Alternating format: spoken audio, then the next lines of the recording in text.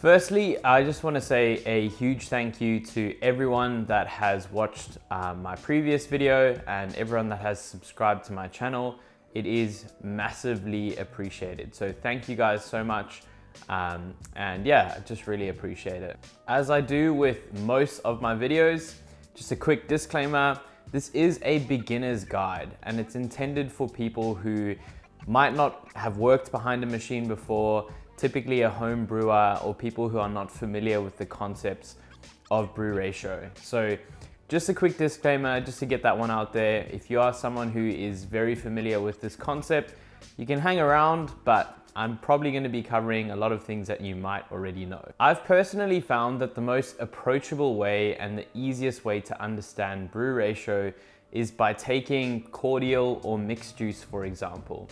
So typically, whoever you buy the cordial from or whoever's made it will recommend a certain amount of the mix to a certain amount of water. So take this Powerade, for example. If you read the instructions, the recommended sort of dosage is approximately 1 scoop to 250 mils of water. I weighed that and 1 scoop is about 12 grams. So the thing is if I pour too much water, it's probably gonna taste super watery. You're not gonna taste any of that sweetness that we kind of like about Powerade. Or if I pour too much of the mixture or too many scoops, you're probably gonna get a very overwhelming sweet taste that just is not pleasant. So it's kind of similar with coffee, but there's obviously a lot more at play as well. Again, like I mentioned at the start of this video is intended for beginners, so I'm not gonna get into the nitty-gritty about all those sort of things. It's really focused on just explaining the core principles of Brew Ratio. So getting into it, what is Brew Ratio? It's not too complicated. Brew Ratio is simply just a ratio of water to coffee. That's all that it is. So if it's so simple, why is it so important? Brew Ratio is the foundation and everything else comes after. So after you understand Brew Ratio, making sense of things like temperature and its effect on coffee, grind size and its effect on coffee, and other things like blooming and degassing will make a lot more sense. As a beginner or a newbie starting in coffee, these are often things that you read about and it can be quite confusing as well, and especially if you don't have a firm understanding of Brew Ratio.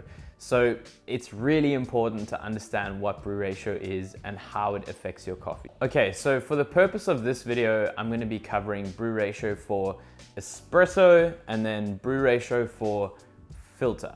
The recommended Brew Ratio for filter is between 1 to 15 and 1 to 17. Personally, I tend to prefer slightly lower brew ratios when I brew filter, kind of sticking or typically enjoying coffees at about the 1 to 1 or 1 to 15 brew ratio, but that's just my personal preference. And if you're brewing filter, I would probably encourage you to try to stay between 1 to 15 and 1 to 17. So I know it is slightly confusing, so just a quick recap of what we discussed. We're throwing around all these ratios and it might get a little bit confusing. So Brew Ratio, when I'm talking about 1 to 15 or 1 to 17, all I'm talking about is just your ratio of coffee to water. So if we have to think about coffee over here and then water over here, we think about 1 gram of coffee to X amount of water, 17 mils or 15 mils of water. Okay, so let's move on and let's discuss Brew Ratio for espresso. So when we're talking about espresso, I'm talking about things like coffee blends, what you might be drinking in your lattes, or if you're drinking a single origin, running that through the machine. That Brew Ratio is going to be different to what the Brew Ratio is for filter. Typically, we're running with a Brew Ratio of about 1 to 1 to 1 to 2. Sorry, that might be confusing, so I'll just say it again. So that's 1 gram of coffee to 1 gram of water or mils of water to about 1 gram of coffee to 2 mils of water. Like I said, with filter, you can play around with this, but generally this is where coffee tastes pretty good. I'm just gonna talk about this very briefly whilst we're talking about brew ratio.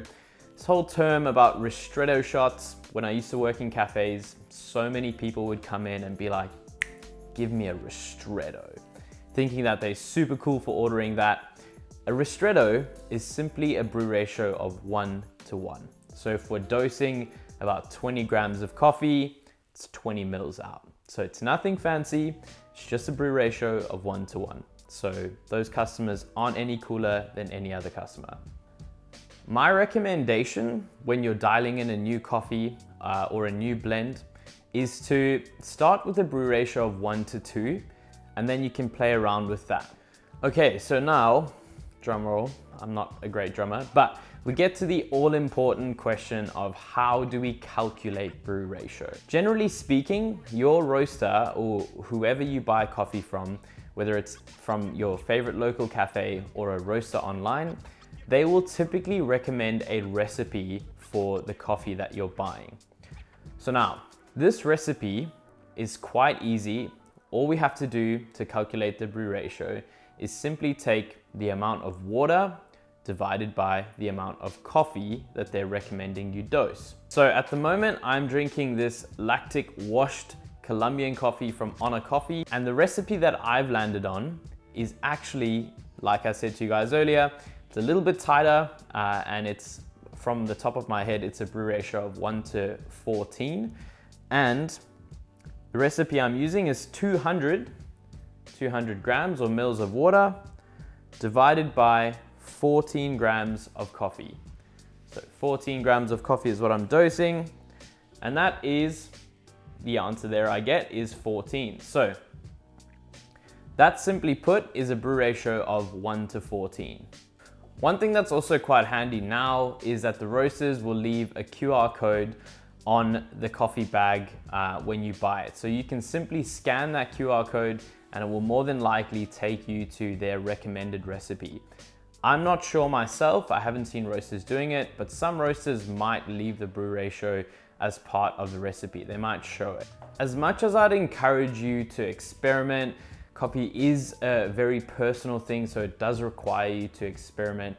I would strongly recommend when you're starting out to follow the recipe that the roaster recommends, particularly and almost especially for blends, because they're kind of working with that coffee day in and day out. So they have a pretty good idea of where it tastes the best.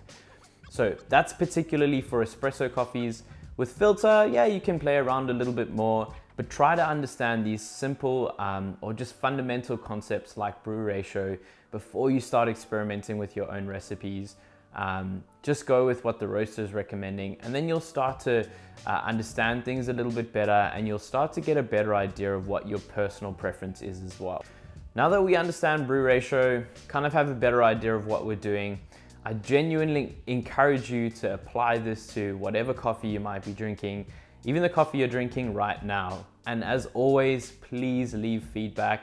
Please comment, do whatever you want. I'm not gonna ask you to like and subscribe because that's cringe and cheesy as, so do whatever you want, but I genuinely hope that this video has helped you and that you understand brew ratio a little bit better than you might have before.